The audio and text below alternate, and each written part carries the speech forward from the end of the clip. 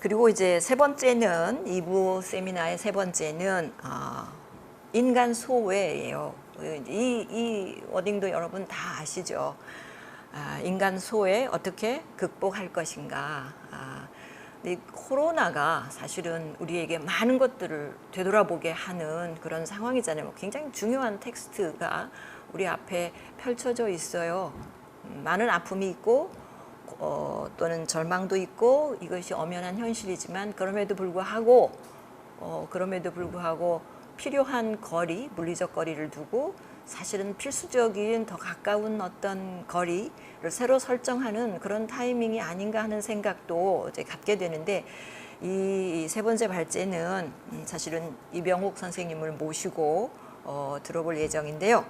이병욱 선생님은 우리 불교평론의 편집위원이시고요. 그리고 학부는 정치학을 하셨는데 이제 박사학위는 철학 그리고 불교 철학 전공이시죠. 그래서 주로 불교 철학에 이제 강의도 하시고 그렇게 하고 계시는 걸로 알고 있는데요. 현재는 고려대, 한국외대 등에서 강의하십니다. 우선 이병욱 선생님 모시고 발제를 듣고 나서 말씀 또 잠깐 나눠보도록 하겠습니다.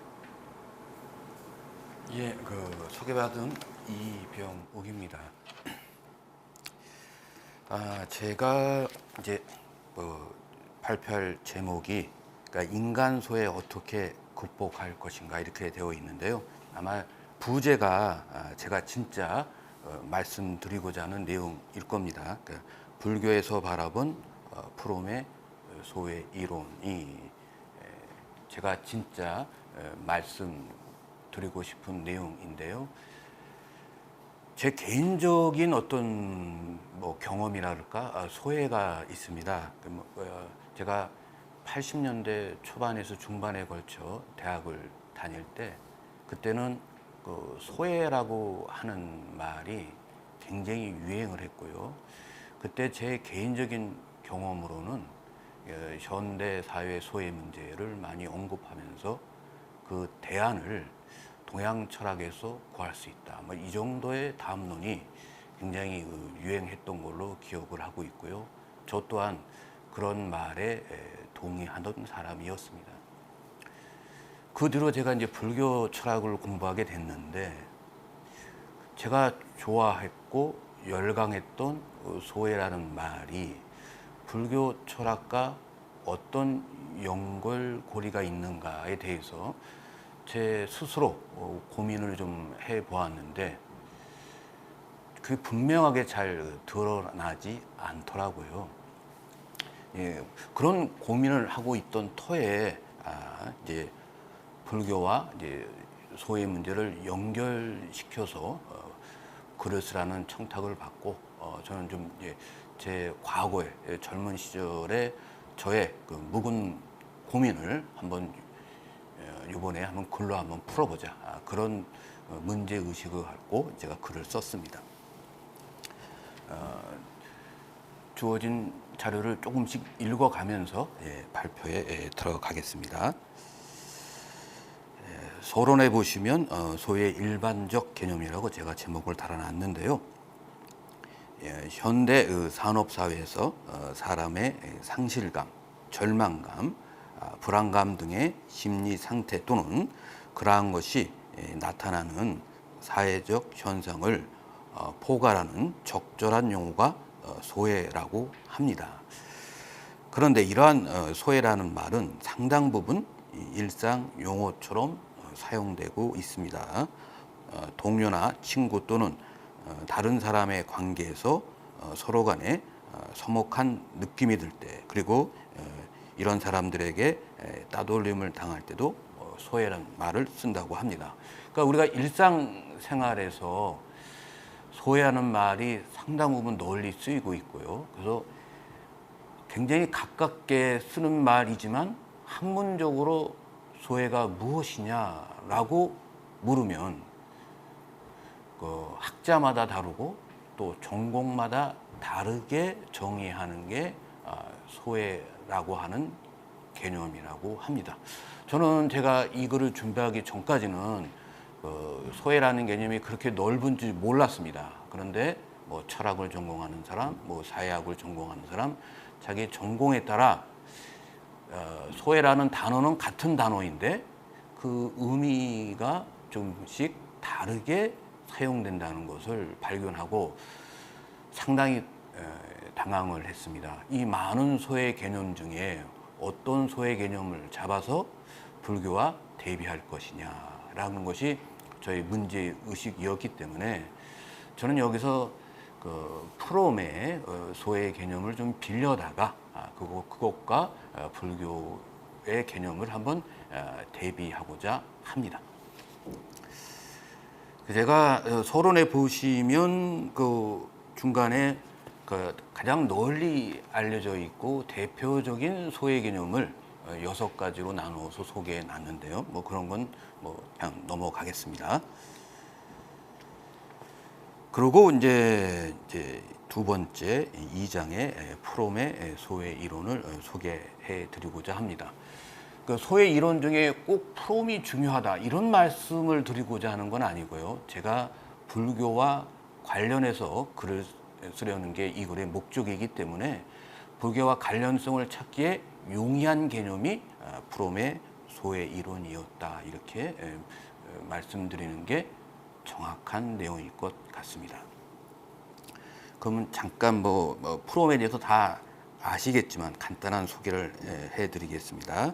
LA 프롬은 독일의 프랑크푸르트에서 유대교 랍비의 외아들로 태어났다고 합니다. 프롬은 어려서부터 유대교에 반대하는 기독교 사회에서 생활하였기 때문에 감정적 고립 상태를 경험하였습니다. 이러한 상태의 프롬에게 구약 성서는 큰 감동과 용기를 주었다고 합니다.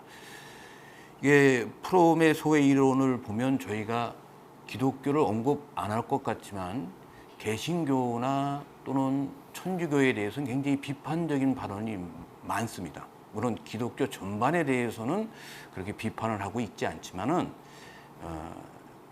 개신교, 천주교에 대해서는 소외 현상이 나타나고 있다라는 비판을 하고 있어요.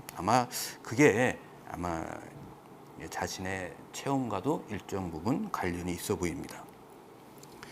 그래서 23년, 24년경에서는 그 베를린 정신분석연구소에 들어가서 정신분석학을 공부하였고요. 1929년에 프랑크푸르트 학파와 접촉을 했고 여기서 마르크스 사상가 프로이드의 정신분석학을 접목했습니다.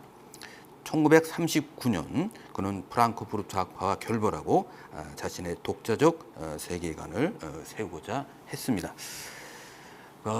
에릭 프롬의 저술이 한국에 많이 소개되어 있는데요. 이 글에서는 자유로부터의 도피 1941년도작 또 건전한 사회 1955년에 일부 내용을 중심으로 해서 프롬의 소외 이론에 대해서 소개해드리고자 합니다. 에릭 프롬은 도피의 메커니즘으로 3가지를 제시하고 있는데요. 이는 사회적으로 고립된 개인이 외부 세계와 분리되었기 때문에 발생하는 불안감을 극복하기 위한 방법이라고 합니다. 첫째가요, 권위주의 메커니즘입니다. 권위주의 메커니즘은 1차적 연대 관계를 상실한 개인이 새로운 2차적 연대를 모색하는 과정에서 나타나는 것입니다. 다시 말해서 이러한 과정에서 개인은 자아의 독립을 포기하고 자신의 외부에 있는 인간이나 대상에게 자신을 융합하는 경향을 나타내게 된다고 합니다. 개인은 1차적 연대 관계를 상실하게 됨에 따라 고독과 무력감에 주는 공포에 빠지게 되고 이러한 고독과 무력감에서 벗어나기 위해서 자신의 외부에 존재하는 인간이나 대상을 지배하거나 복종하게 된다는 것입니다. 그러니까 권위주의 메커니즘은 사람이 고독과 무력감에서 벗어나기 위해서 자신의 외부에 존재하는 인간이나 대상을 또는 지배하거나 또는 복종하는 그런 일련의 자세, 그런 태도를 말한다고 할 수 있습니다. 그런데요, 5줄 내려오시면 사디즘적 경향과 마조이즘적 경향으로 좀 분리하고 있습니다. 사디즘적 경향은 다른 사람을 자신에게 종속시켜서 다른 사람을 지배하는 것만이 아니라 거기에 덧붙여서 다른 사람을 착취하고 이용하고 다른 사람에게 고통을 주어서 그 사람들이 괴로워하는 것을 즐기는 겁니다. 그러니까 지배하는 것을 넘어서 그 사람을 고통스럽게 하고 그것을 즐기는 거고요. 그 다음 페이지 보시면 마조이즘적 경향은 자신의 자아를 잊고자 하는 사람이 자신을 비하하고 고통을 당하고 자신을 무의미하게 만드는 것입니다. 그래서 이러한 사람은 자신이 어떤 결단을 내리지 않아도 되고 자신의 운명에 최종적인 책임을 지지 않아도 되며 생의 의미에 대해 회의하지 않아도 됩니다. 이처럼 마조이즘적인 경향도 좋은 도피의 방법이 된다고 합니다. 이거는 이제 굴종함으로써 복종함으로써 오히려 이제 도피하는 하나의 방법이 된다. 프롬은요, 이 사디즘과 마조이즘은 서로 분리된 것이 아니고 서로 공생 관계에 있다 이렇게 말하고 있습니다. 한 단락은 건너뛰고요. 이러한 현상은 심리학적으로 설명하자면 진정한 심을 결여하였기 때문에 2차적인 심을 얻으려고 노력하는 것, 곧 위약성 또는 무력성에 근거한 것이라고 할 수 있습니다. 이러한 성격을 가지고 있다는 것, 그러니까 권위주의적인 경향을 갖고 있다는 것은 개인적 자아의 무능력을 말해주는 것이며 또한 자신의 독자적 존립이 가능하지 못함을 드러내는 하나의 징표다 이렇게 말할 수 있다고 합니다. 두 번째요, 파괴성의 메커니즘입니다. 이제 프롬은 이 지구상에서 인간만이 특별한 이득이나 명분 없이 같은 인간을 살해하고 고문하고 파괴하는 동물이라고 주장하면서 이러한 파괴성이 어디에서 유래하는지 살펴보고 있습니다. 몇째 줄 내려오시면 인간은 자신의 고독과 무력감의 공포에서 벗어나기 위해서 이 세상에서 어떤 흔적을 남기고자 하는데요. 이때 대부분의 사람들이 선택하는 것이 창조적인 활동이라기보다는 파괴를 선택한다고 합니다. 그러니까 파괴성의 메커니즘은 삶을 제대로 실현하려는 노력이 좌절되었을 때 작동합니다. 삶을 억압하는 개인적, 사회적 조건을 파괴하려는 충동을 일으키는 것입니다. 조금 단순하게 말하자면 아무튼 이 고독과 무력감의 공포를 벗어나기 위해서 자기에게 마음이 안 드는 여러 가지 조건들을 파괴하는 쪽으로 이제 자신의 어떤 노선을 잡는 것이다 이렇게 말씀드릴 수가 있겠습니다. 세 번째입니다. 페이지 넘겨서 자동 인형적 동조입니다. 자동 인형적 동조 또는 자동 순응성 이렇게도 말하는데요. 앞에서 서술한 권위주의 메커니즘과 파괴성의 메커니즘과 마찬가지로 개인의 고립, 무력감, 무의미성을 의식하는 데서 시작을 합니다. 그런데 그 차이점이 있는데요. 자동 인형적 동조는 개인이 자신이 되는 것을 포기하고 문화적 양식이 제공하는 성격을 완전히 받아들이고 다른 모든 사람과 전적으로 동일한 인물이 되는 것이고 다른 사람이 기대하는 인간으로 변화하는 것입니다. 다른 말씀을 드리면 대중사회에서 자신의 개성은 좀 몰각하고 대중과 같은 삶을 살려고 하는 거죠. 누군가가 좋은 자동차를 샀다 그러면 저도 그 자동차를 구입해야만 비로소 이 사회가 인정하는 개인이 된 것 같은 느낌, 그런 것들을 말한다 이렇게 말씀드릴 수가 있겠습니다. 이처럼 인간은 개인적인 자아를 버리고 자동 인형이 되어 주위 수백만의 다른 자동 인형과 동일해집니다. 그 결과 고독이나 불안감을 느낄 필요가 없게 됩니다. 왜? 다른 사람과 다 같아졌으니까요. 그렇지만 그 대신 자아 상실이라는 값비싼 대가를 치러야 한다고 말하고 있습니다. 게다가 이런 현상을 지적을 하면 오히려 사람들은 받아들이기를 오히려 거부하고, 그럼에도 불구하고 자신이 창조적인 삶을 살고 있다 또는 자아를 실현하고 있다라고 받아들이고 있는 게 현대 대중문화의 한 모습이다라고 에릭 프롬은 지적하고 있습니다. 4. 현대 사회의 소외 현상이 되겠습니다.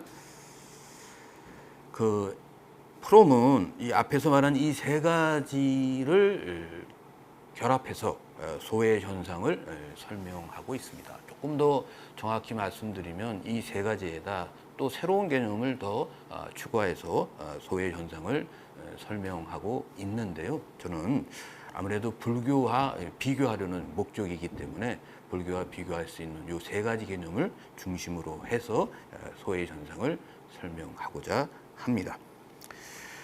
우선 이제 프롬은요, 건전한 사회라는 저술에서 소외는 스스로를 따돌림을 당한 사람이라고 느끼게 되는 경험 양식이라고 하면서 조금 더 자세한 설명을 시도하고 있습니다. 프롬은요, 현대 사회 소외 현상은 거의 전면적인 것이라고 합니다. 현대 사회는 여러 가지 창조물을 만들어 내었지만 도리어 그러한 창조물에 의해서 지배당하고 있다고 말하고 있습니다. 그러면서 이제 건전한 사회에서도 앞에서 소개해드린 권위주의 메커니즘 또는 자동 인형적 동조 같은 현상을 함께 또 다른 말로 설명하고 있습니다만은 말하고자 하는 골자는 이미 앞에서 소개한 내용과 같기 때문에 생략하고자 합니다. 3장으로 들어가겠습니다. 프롬의 소외 이론과 불교 사상의 접점입니다. 이게 사실은 이제 메인이라고 할 수 있겠죠. 근데 제가 여기서 들고자 하는 건 불교의 탐, 진, 치가 프롬의 도피의 메커니즘과 각각 상응한다라고 하는 게 제가 말씀드리고자 하는 골자라고 할 수 있겠는데요. 그러니까 보면은 권위주의 메커니즘은 탐욕 중에 권력을 욕망하는 것과 일정 부분 상응하고, 그 다음에 파괴성의 메커니즘은 탐진이죠. 화내는 것, 자기 뜻대로 안 내면 분노를 일으키는 것과 일정 부분 상응하면서요. 그리고 자동 인형적 동조는 어리석음과 일정 부분 상응한다라고 하는 게 일반적인 내용이 되겠고요. 이 셋을 이제 제가 소외라고 했는데, 이 소외라고 하는 것이 불교의 이제 일체계고라는 말이 있는데요. 그 중에 이제 팔고를 설명하는 중에 오치옹고라는 개념이 있습니다. 이 오치옹고와 프롬이 말하고자 하는 이 세 가지 개념을 포함한 소외 개념은 일정 부분 상응한다. 이게 제가 발표하고자 하는 내용의 골자라고 말씀드릴 수가 있겠습니다. 3장 1절을 보시면요, 제가 여기에 초기 불교의 또 3법인 또는 4법인 기본적인 개념들을 소개했습니다. 다 아실 만한 내용이니까 항목만 나열하겠습니다. 3법인 또는 4법인은 재행무상, 일체계고, 죄법무와 열반, 적적이라고 할 수 있겠는데요. 열반이라는 개념, 상식적인 개념이겠습니다만은 열반의 의미는 탐, 진치의 불을 불어 끈 상태, 그러니까 탐진치가 사라진 상태가 열반이라고 할 수 있겠습니다. 불교의 삼독과 도피 메커니즘의 접점을 한번 살펴보겠습니다. 우선 삼독의 정의부터 살펴보겠습니다. 탐은 욕심, 욕망 등을 말하는 것이고요. 진은 분노, 증오 등을 말하는 것입니다. 이는 자기 감정에 맞지 않는 것을 증오하는 것입니다. 치는 어리석음, 무지, 무명 등을 말하는 것입니다. 이 삼독이 앞에서 설명한 세 가지 도피의 메커니즘과 서로 일정 부분 통하는 대목이 있다라는 것이 제가 이 발표문에서 강조하고자 하는 점입니다. 1. 자동 인형적 동조는요.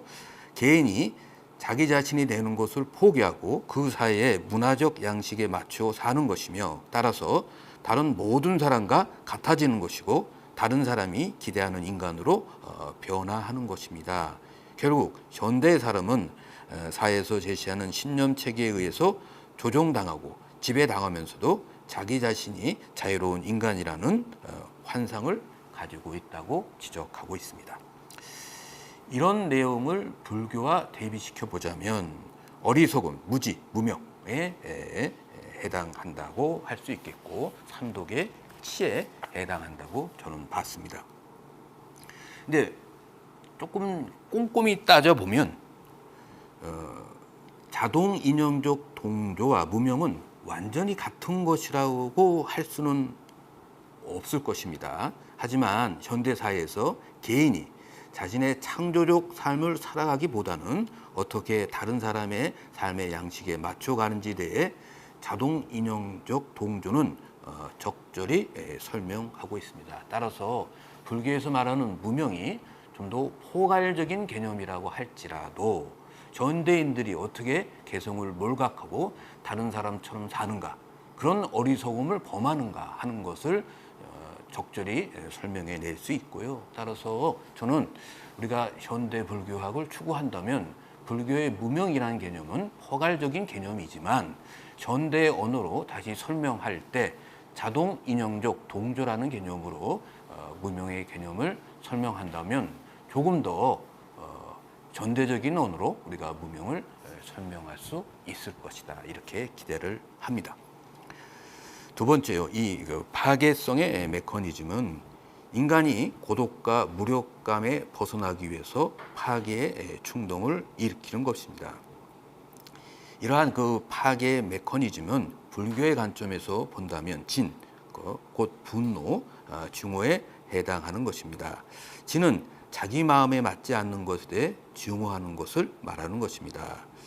그래서 자기 마음에 맞지 않는 대상과 현상에 대해서 증오의 마음, 곧 파괴의 충동을 일으키는 것이라고 말할 수 있습니다. 그러면 파괴의 메커니즘과 진, 분노는 일정 부분 호응 관계에 있다고는 할 수 있는데요. 그런데 에릭 프롬은 다른 저서에서 파괴의 메커니즘에 대해서 좀 더 상세하게 설명을 하고 있고요. 불교에서는 그런 설명이 없기 때문에 따라서 큰 틀에서 일치한다고는 제가 말씀드릴 수 있겠지만 작은 범위의 분석도 일치한다 이렇게까지는 설명드리기는 좀 곤란하다 이렇게 말씀드릴 수 있겠습니다. 세 번째요. 권위주의 메커니즘은 인간이 고독과 무력감에서 벗어나기 위해서 외부의 인간이나 대상을 지배하거나 복종한다는 것입니다. 여기에 이제 사드미적 경향과 마조이즘적 경향으로 이제 나타나는데요.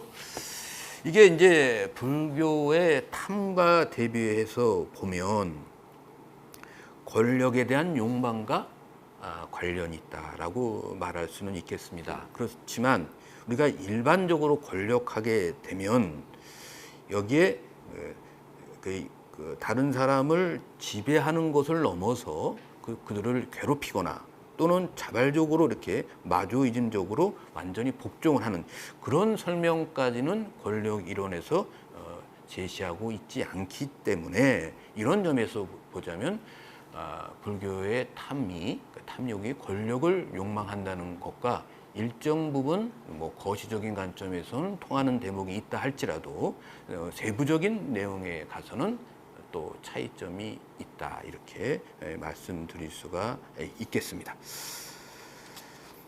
그다음에요. 불교의 오치옹고와 프롬의 소외 개념의 접점을 이제 살펴보겠습니다. 이게 사실상 메인이라고 할 수 있겠죠.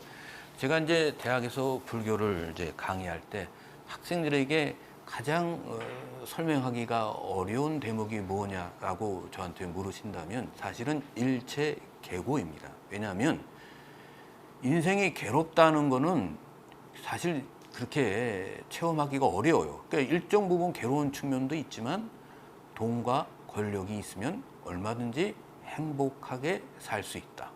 이게 일반적인 상식이에요. 이런 일반적인 상식에 대해서 좀 되게 어긋나는 측면이 있기 때문에 보통 학생들이 받아들이는데 좀 시간이 걸리고요. 불교에서도 그래서 상고나 팔고로 좀 더 자세하게 설명하고 있습니다. 그래서 팔고가 뭐냐면 생로병사고요.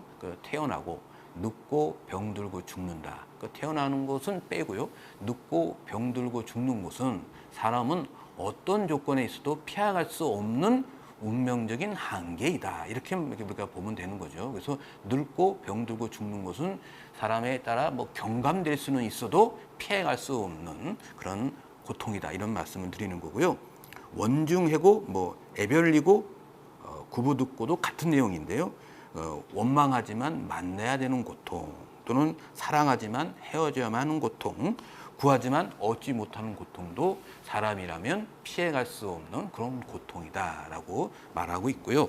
지금 제가 이제 말하고자 하는 8번째 오치온고가 핵심이라고 할 수 있겠습니다만은, 앞에 7가지는 개별적인 고통이고요. 8번째 오치온고는 사람이 지혜가 없어서 오온 또 오움 이에 집착을 한다면 사람은 고통에서 헤어날 길이 없다라고 말하는 게 사실은 오치온고고, 이것은 앞에 7가지 고통을 총괄하는 개념입니다. 그럼 오온은 뭐고 또 오움은 뭡니까? 이렇게 물어보셔야 되는데요. 이게 오온, 오움이라고 말하는 것은 색, 수, 상, 행식인데 이것은 불교의 세계관을 의미합니다. 그러면 이제 세계관 하면 보통 물질을 말하죠. 대상세계. 그게 이제 불교에서 말하면 색이고요. 수, 상, 행식은 그것을 바라보는 마음이라고 보시면 되겠습니다. 일단 그 정도 하고요. 그러니까 물질과 마음에 집착을 하면 고통이 수반된다라고 하는 게 오치온고라고 말씀드릴 수가 있겠습니다. 그런데 이것이 프롬이 말하는 소의 이론과 일정 부분 상응한다. 이게 제가 진짜 드리고 싶은 말인데요. 그걸 이제 보시면 불교의 관점으로 프롬이 말한 것을 해석해 본다면요. 사람이 집착하기 때문에 이런 소에 빠진다. 이렇게 말씀드릴 수가 있겠습니다. 사람이 외부로부터 무언가를 구하고 집착하려고 하기 때문에 권위주의 경향, 권위주의 메커니즘을 나타내고요. 또 집착하기 때문에 자신이 의도하는 대로 잘 안 되면 반대로 분노를 일으켜서 파괴성의 메커니즘을 작동하기도 하고요. 또 무언가 집착하고 있기 때문에 자신의 안목, 지혜의 안목이 없어서 자신의 길을 가지 못하고, 따라서 다른 사람의 눈을 의식하면서 살고 자신의 개성을 잃게 되고 점차 다른 사람과 동일인처럼 되는 것입니다. 자동 인형적 동조라고 할 수 있습니다. 이렇게 바꿔 말할 수 있다면 프롬이 제시하는 소의 개념은 대상세계, 물질과 마음에 집착하면 고통이 수반될 수밖에 없다는 오치온고와 서로 통하는 지점이 있음을 알 수 있습니다. 다만 여기서 저희가 조심할 점은 뭐냐, 둘 다가 대상세계와 마음에 집착하면 고통에서 피할 수 없다라고 하는 점에서는 공통점이 있지만, 소의 개념은 오치온고에 비해서는 좀 포괄적이지 않고 좀 더 작은 개념이라고 할 수 있습니다. 그래서 저는 불교에서 말하는 오치온고를 좀 더 설득력 있는 설명으로 만들기 위해서 프롬이 제시하는 소의 개념을 빌려서 우리가 활용한다면 좀 더 현대적인 언어로 불교 이론을 설명할 수 있는 길이 열릴 것이다. 저는 이렇게도 기대를 합니다. 제가 이제 말씀드리고자 하는 것의 대부분의 내용은 말씀을 드렸습니다. 한 번 더 정리해서 말씀을 드리자면요. 프롬은 이제 사람들이 무력감이나 고독에서 벗어나기 위해서 도피의 메커니즘을 작동하고 있는데, 그것은 세 가지다라고 말하고 있는 거고요. 그 세 가지는 각각 불교에서 말하는 탐진치와 완전히 동일한 개념은 아니지만 서로 거시적인 관점에서 보면 비슷한 측면이 있다, 이렇게 말씀드리고자 하는 거고요.